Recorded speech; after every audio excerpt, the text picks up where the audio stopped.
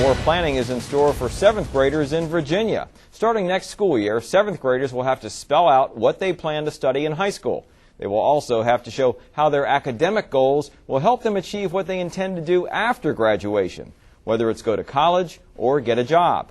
The State Board of Education voted yesterday for the requirement.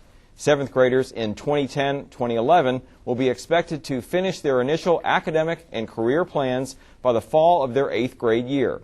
Students will review and update them throughout high school.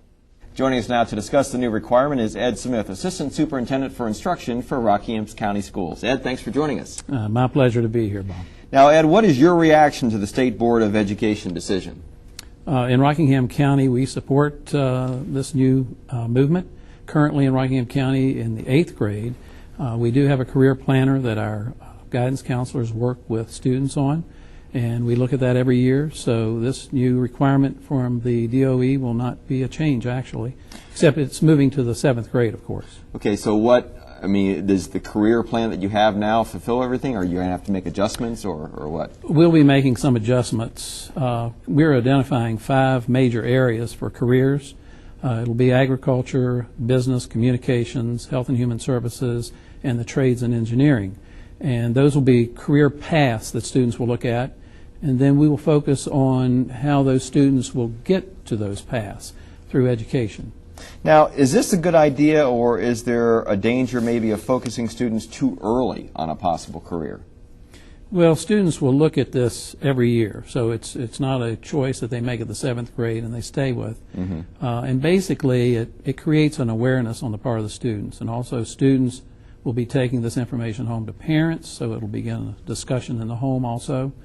And also the guidance counselors will be talking specifically with students about their career goals and, again, how one reaches those career goals, what paths you'll need to take educationally.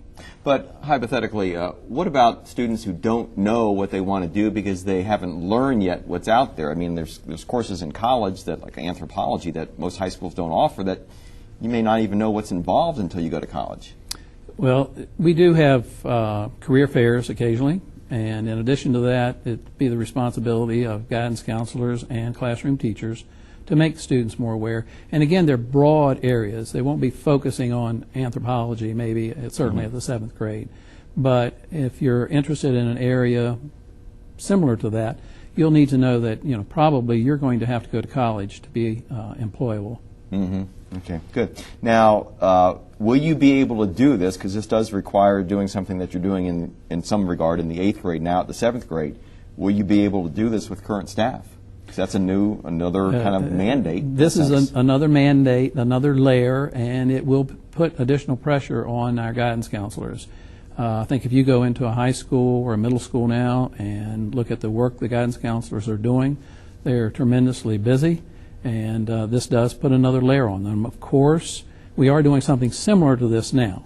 We'll be tweaking it, moving it back a grade level, but we are doing something similar, and certainly as students prepare for the next year and signing up for courses, we're just creating that path earlier.